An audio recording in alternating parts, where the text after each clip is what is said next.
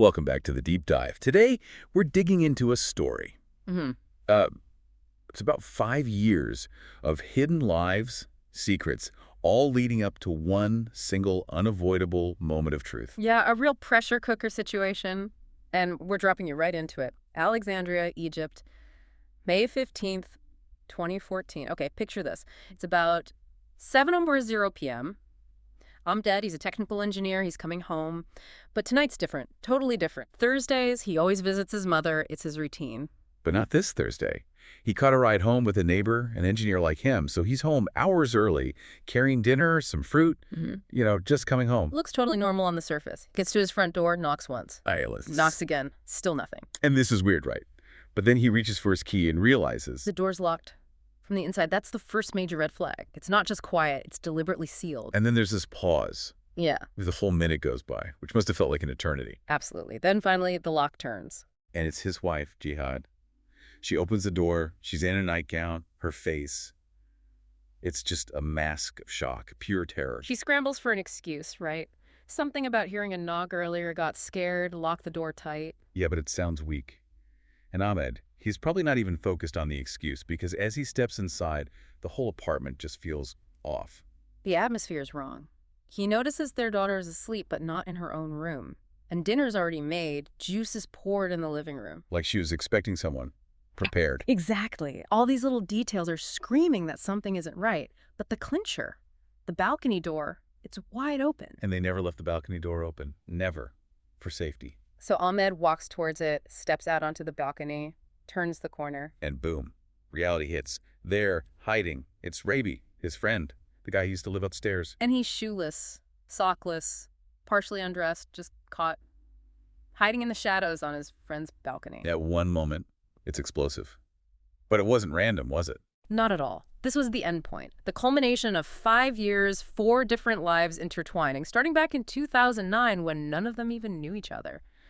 To really get why this moment happened, why Ahmed reacts the way he does, we have to go back. Right. We need to understand the players. So let's set the stage. Alexandria, 2009. 4 people. First, Ahmed. Ahmed's the steady one. You described him perfectly honest, hardworking engineer, building his life. He actually held off on marriage for a bit, wanted financial stability first, find the right person, very deliberate. Okay. And Gehad.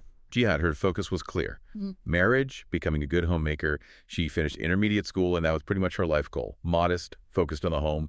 So a fairly traditional setup for them, potentially. Now, the other couple, Rabie. Rabie's interesting. Skilled mechanic, big dreams, wanted this huge service center, ambitious in that sense. But, and this is the crucial flaw, his real focus, relationships with women. Wait, so the ambition was real, but the money wasn't going into the business? Apparently not. Reports say he spent nearly all his earnings on women. That was his primary drive, it seems. Okay, that's quite a contrast to Ahmed already. And his eventual wife, Rehab. Rehab shared Gehad's goal of marriage. But she was described as beautiful, had lots of suitors, so she was in the position of choosing. She had options. So how do these paths start to cross? Let's take Ahmed and Gehad first. They met by chance. Ahmed was drawn to her modesty, apparently. They get engaged, and it lasts about a year and a half. Seems like they built a genuinely strong, loving relationship during that time. Based on effort, trust. A solid foundation. Now, Rabie and Rehab. Very different story. Rabie saw Rehab walking past his workshop, pursued her, proposed. She accepted, quickly impressed by his skill as a mechanic, his looks. Okay. But their engagement, turbulent. Planned for 1 year, stretched to 2.5. Why? Because Rabie couldn't stop his affairs. He kept seeing other women. Even during the engagement? Yeah. And Rehab's love was described as possessive. She kept hoping he'd change. She kept promising he would, but didn't. Wow. So right from the start, you've got one relationship built on, mutual effort, and the other one is just riddled with infidelity and broken promises. Exactly. Night and day. They enter marriage on completely different terms. So, fast forward. They both get married, Ahmed and Gehad. They settle into a stable life, popular neighborhood, have their first child about a year after marrying.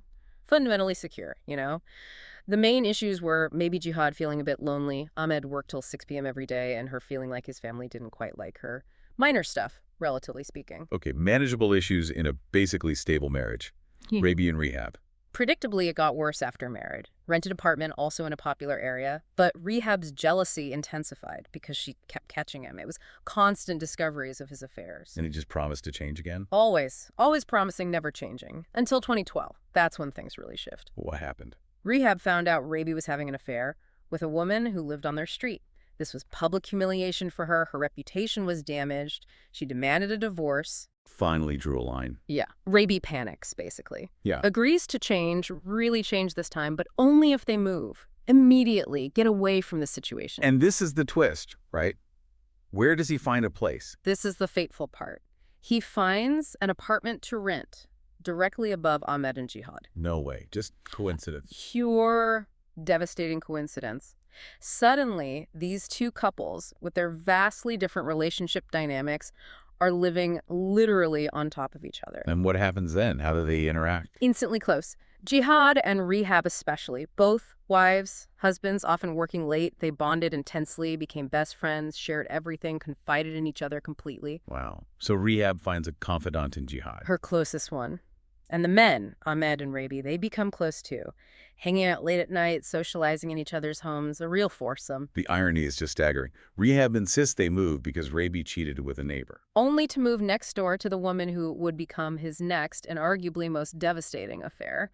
And Rehab confided everything in her. So when did the affair between Gehad and Rabie actually start? The investigation confirmed it began shortly after Rabie and Rehab moved in upstairs. So around 2012. Right away, basically. And the reason cited for Gehad, this emotional deficiency. Yeah, that's the term used in the reports. It suggests that while Ahmed was providing stability, security, maybe that hardworking nature meant something else felt missing for her. Attention, maybe? Validation. And Rabie, the expert manipulator when it came to women. He likely saw that vulnerability, that perceived gap, and exploited it. He wasn't offering stability. He was offering whatever thrill or attention she felt she lacked, wrapped in betrayal, of course. So this goes on while they're neighbors. Yeah. But then Rabie and Rehab move again, right? In 2013. Yeah, after only about a year living above Ahmed and Gehad, they move again, this time to be closer to Rabie's workshop. Okay, so maybe some distance helps. Well, here's another layer. Ahmed was actually secretly relieved when they moved. Really? Oh. He was friends with Rabie? He was, but he'd become uncomfortable. He noticed Rabie looking at Gehad in, well, a strange way, lingering gazes. Plus, he was tired of their constant loud fights about Rabie's other women. But he never said anything. To Gehad or Rabie. Never mentioned his discomfort. It's like he saw the signs maybe, but couldn't or wouldn't connect the dots. Maybe trusted his friend too much or his wife. He just hoped that the discomfort would literally move away. So they move. Does the affair stop? No, it continues over the phone. Gehad and Rehab stay in close contact, still best friends, confiding in each other. But Rehab starts noticing things are off. Yeah, Rehab, always vigilant about Rabie, starts picking up on weird behavior from Gehad, like Gehad being overly concerned about Rehab's marriage, asking really personal questions, too invested maybe. And Rehab also noticed a change in Rabie. She did. He seemed unusually calm. Change. Rehab couldn't figure out if he genuinely reformed this time or if he was just hiding something much, much deeper. The irony again.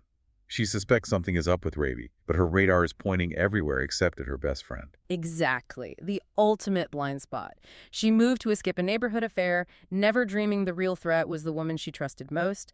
And Ahmed, too, he apparently sensed Gehad was not normal, hiding something, but didn't push it, didn't investigate. It's like they were both relying on the routine, the appearance of normalcy, to avoid seeing the chaos right under their noses. Precisely. Which brings us right back to that evening. May 15th, 7:00 p.m. Ahmed confronts Rabie on the balcony. Rabie tries to lie his way out of it, claims Rehab was coming over. Yeah, a desperate, flimsy lie. Says they panicked, didn't want Ahmed to misunderstand why he was there, hiding, partially undressed. Doesn't really hold water, does it? Ahmed makes him call Rehab. Forces him to. The moment Rehab picks up, it's over. Ahmed takes the phone, speaks to her directly. And she confirms she's not coming.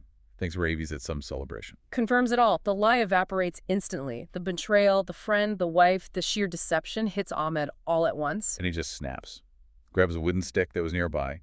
Attacks Rabie. Strikes him multiple times. Kills him right there on the balcony. When the police arrive, what are the initial stories? Ahmed claims defensive honor. Says he didn't want to kill Gehad because their daughter was nearby. Gehad claims complete innocence, hysterical, saying Rabie attacked her while she was alone, painting herself as the victim. But the scene didn't match her story, did it? The forensics. Not even close. The forensic evidence completely blew Gehad's story apart. And the truth that emerged was shocking, even for Ahmed, and certainly for Rehab when she learned the details. Okay, break down the key evidence. What proved Gehad was lying and involved? All right, point one, Rabie's state. Shoeless, sockless, partially undressed. This wasn't someone fighting off an attack. This was someone comfortable, settled in, someone who felt at home there. Right. Not the posture of an attacker or someone being repelled. What else? The preparation. The dinner already made in the kitchen, the juice ready in the living room. This proved she was expecting him, hosting him. It corroborated the idea of a planned rendezvous, not a sudden assault. Okay, so he was comfortable, she was prepared. What tied it all together? Point three, the phone records. This was the final nail in the coffin for Gehad's story, and the ultimate proof of her betrayal of Rehab. Investigators found Rabie's last call was to Gehad. They'd arranged the meeting. And Gehad's call to Rehab earlier that day. That wasn't an innocent chat. The timing showed it was specifically to confirm Rehab wouldn't be visiting, to make sure the coast was clear for Rabie to come over, timed perfectly around Ahmed's usual Thursday absence. She coordinated the whole thing, knew Ahmed's routine. Meticulously planned. Faced with the evidence, Gehad confessed, admitted to the affair, which had been going on for about a year and a half. So the full picture emerges. Rabie betrayed Ahmed's friendship and hospitality. Gehad betrayed Ahmed's trust and Rehab's deep friendship and confidence. Layers upon layers of betrayal, all happening under the guise of close friendship and neighborly routine. And Ahmed lived with this, completely unaware, for 5 years. Since they first met Rabie. Even though the affair itself was maybe only 1.5 years, the deception from his friend started earlier. Well, the active affair was 1.5 years, according to the confession, but the closeness, the potential for Rabie's manipulation, the opportunity that existed from the moment they became neighbors and close friends. Ahmed was oblivious to the true nature of his friend's interactions with his wife for years. Staggering. A secret life operating just feet away sometimes? Yeah. And it only came crashing down because of one tiny random change. Yeah, Ahmed accepting that ride home, breaking his routine for one night. If he'd gone to his mother's like usual, who knows how long it could have continued. That really is the chilling part, isn't it? It wasn't some grand investigation that uncovered it all. It was chance, a disruption to the expected pattern. It makes you think, doesn't it? We build our lives on these routines, these expectations of normalcy, and maybe sometimes that very predictability is what allows chaos or deception to hide right beneath the surface, unseen. How much do we miss because we assume everything is just normal?